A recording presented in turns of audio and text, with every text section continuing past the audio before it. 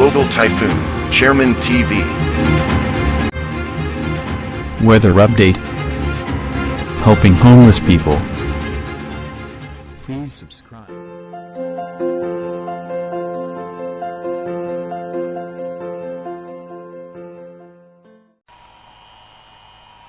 Magandang umaga po. Ito po ang latest update natin para nga po sa lagay ng panahon.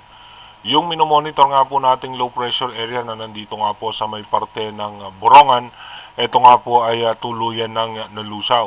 Pero ito nga po makikita nyo yung mga makakapal na kaulapan na yan, ay ayan po ay isa ng cloud cluster. Pero nagdudulot pa rin po yan ng pag-ulan dahil pa rin po sa kombinasyon ng shear line. At kung mapapansin nyo nga po, merong magkakaroon nga ng possible low pressure area dito sa may pinakaguhit ng Philippine Area of Responsibility, at ito naman po ay palabas. Mananatili nga pong makakaranas ng pagulan ng Visayas at ang Bicol region dahil nga po dito sa shear line at nitong cloud cluster. Asahan pa rin po natin na magkakaroon ng mga panibagong low pressure area sa loob at labas ng Philippine Area of Responsibility. Ayon po yan sa ating advanced weather forecast ng European Center, pero mababa pa rin po ang tsansa na maging isang ganap na bagyo. Asahan pa rin po natin dito sa may Visayas, Northern Mindanao, Caraga, Bicol region, Mimaropa, maapektuhan po yan ng mga pag-ulan. Dito naman po sa may Cagayan Valley, Apayao, Quezon, Metro Manila, natitirang bahagi ng Luzon at Mindanao. Ito naman po ay meron naman po tayo dito yung Northeast Monsoon o yung amihan na nakaka-apekto nga sa mga lugar na yan. Doon naman sa natitirang bahagi ng Mindanao, apektado naman po yan ng mga localized thunderstorm. Dumako na nga po tayo sa ating rain map animation kung saan nga yung mga lugar na posibleng makaranas ng pag-ulan. Mananatiling maganda ang lagay ng panahon ng halos sa buong Luzon, at yung mga pag-ulan ay sa parte pa rin po yan ng Bicol region at makulimlim na kaulapan sa may parte naman ng Visayas. Meron naman mga pag-ulan, very light rain sa may parte naman ng Palawan. Pagdating naman po ng alauna ng tanghali mamaya, may mga pag-ulan po posible dito sa may parte ng Bicol region, dito po sa northern portion ng Visayas, at mananatiling maganda ang lagay ng panahon ng halos buong Luzon. Sa may Palawan at Mindanao, asahan po natin mayroong mga posibilidad na mahina at katamtamang pag-ulan. Pagdating naman po ng alas 5 ng hapon mamaya, asahan po natin mayroong muling mga pag-ulan dito nga sa may parte ng Visayas, Bicol region, dito nga po sa may Mindoro provinces, buong Palawan, may mga posibilidad na very light rain, maging dito nga po sa may parte ng Mindanao. Asahan nga po natin, may posibilidad na mabuong low pressure area dito nga sa may parte ng Zamboanga Peninsula. Pagdating naman po ng alas 10 ng gabi mamaya, tuloy-tuloy pa rin po magkakaroon ng mga posibleng pagulan dito po sa may parte pa rin ng Visayas at ng Bicol region. Dumako na nga po tayo sa ating advanced weather forecast.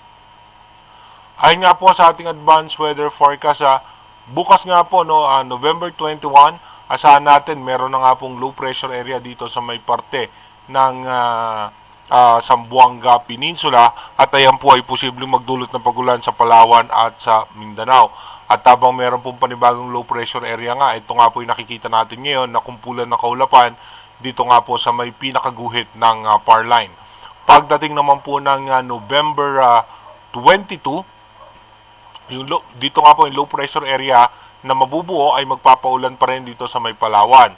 Pagdating naman po ng November 23, ito po ay dadaan sa may dulong bahagi ng Palawan at lalabas po yan dito sa may landmass ng Palawan, at magpapaulan pa rin po yan sa may parte ng Palawan.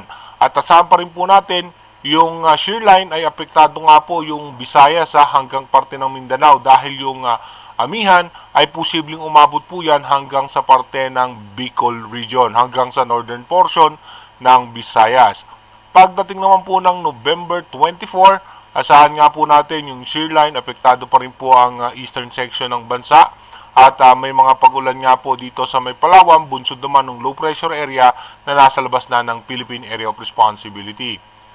By November 25, tuloy-tuloy pa rin po may mga posibilidad na pag-ulan dito nga po sa may parte ng Luzon at Bicol Region. Kung mapapansin nyo nga po, umangat yung shear line natin na magpapaulan dito nga po sa may parte ng Luzon at ng Bicol Region. Pagdating naman po ng November 26, magiging maayos naman ang lagay ng panahon, pero pagdating nga po ng tanghali at ng hapon hanggang gabi, may mga posibilidad na pagulan ng eastern section ng bansa. Pagdating naman po ng November 27, asahan natin meron pa rin po tayo mga pagulan at mawawala nga po dyan yung shear line at makaka-apekto naman sa atin yung east release dahil hihina nga dyan, posibleng humina yung northeast monsoon. Pagdating naman po ng November 28, muling mas bubugso muli itong amihan at yung shear line naman ay makaka-apekto dito po yan sa extreme northern Luzon.